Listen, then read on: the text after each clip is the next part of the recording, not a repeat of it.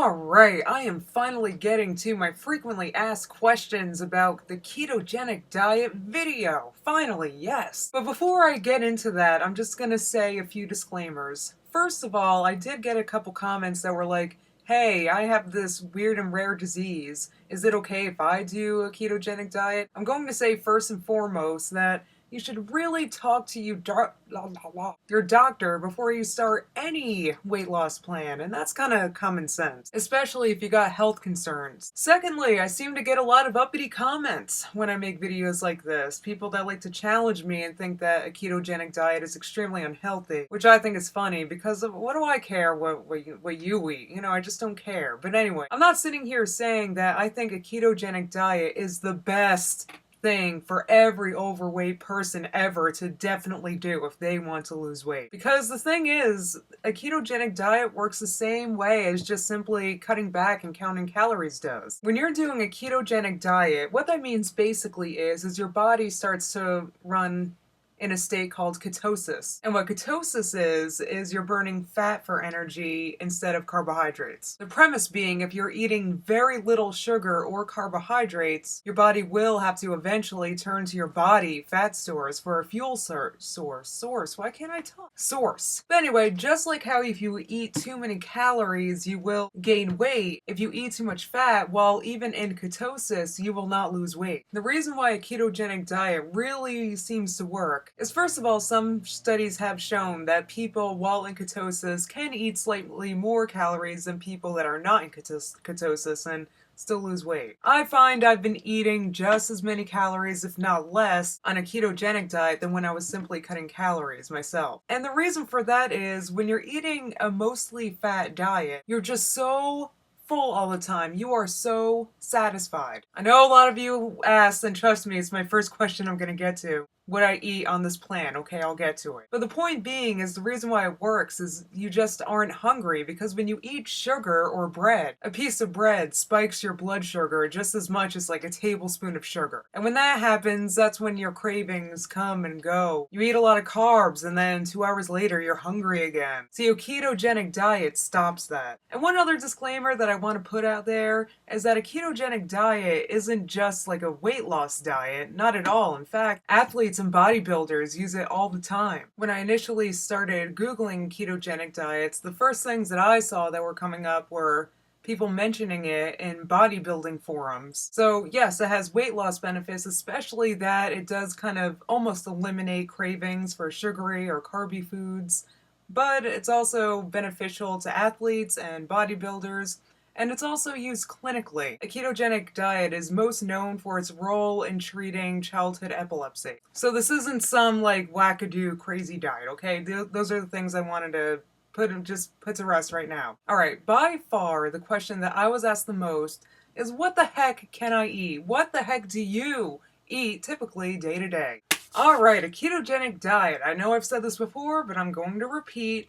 The goal that you want to accomplish is 65% of what you're eating comes from fat, about 30% comes from protein, and about 5%, between 5 and 10%, comes from carbohydrates. Now the carbohydrates, the most of them should be coming from vegetables. Some vegetables are too starchy. Some vegetables have too many carbohydrates for you to enjoy while you are on ketosis. Now the golden standard for a keto diet is less than 20 grams of carbohydrates a day to be consumed. Now, some people report that they can eat up to 50 grams of carbohydrates or more and still be in ketosis. But if you aim for 20 grams a day, it'll guarantee that you'll be in ketosis. I've actually included a link in the underbar that has an extensive list of the approved foods, which I think is all you guys were looking for. And what I really liked about this list, and this is one I wanted to show you guys, it's actually an Atkins list. The induction phase of Atkins is basically a ketogenic diet. And Atkins lists vegetables that are completely approved because they're not very high in carbohydrates, but also they improve vegetables that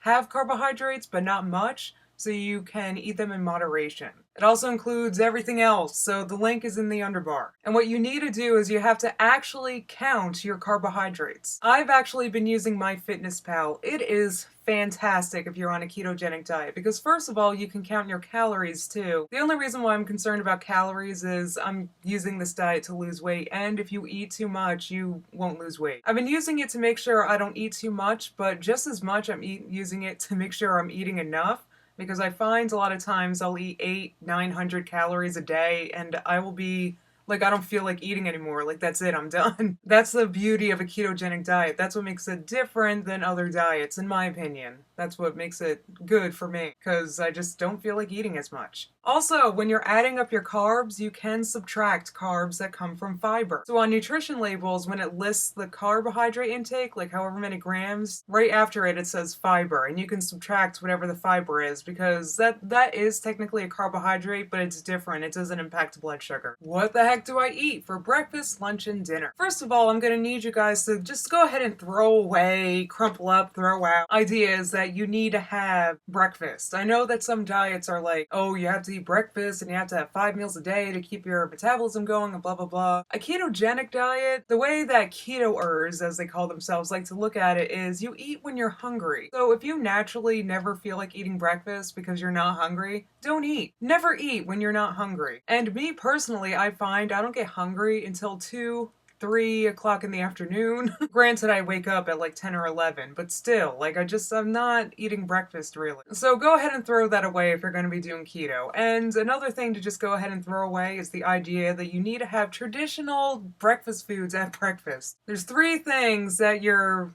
meal should have. You should have a protein, definitely protein. So for me, I have 2 or 3 eggs, or I have a rotisserie chicken that I've been eating from. And rotisserie chickens are great because there's a lot of fat in the skin and we need fat. So I'll have eggs, or I'll have the rotisserie chicken, or we have burgers and steak here all the time. So you definitely need to have your protein. You should have some type of fat. Like when I'm cooking eggs, I straight up use 2 tablespoons of butter. Let me tell you, throw out the idea that butter isn't good for you, because that's not, forget about it. You're doing keto now. Oils are great, like olive oil, or the oils that are in high-fat dressings, or the oils and fat that's in regular cheese. Not low-fat cheese, regular cheese. That fat is good for you. And ideally, you should have a vegetable. You really should have 2 to 3 servings of vegetables a day. So I usually have a vegetable with both meals that I have. I usually eat 2 meals a day, whatever. So on a typical day, and I feel like I should warn you, I know I'm like delaying answering the question, but I feel like I should warn you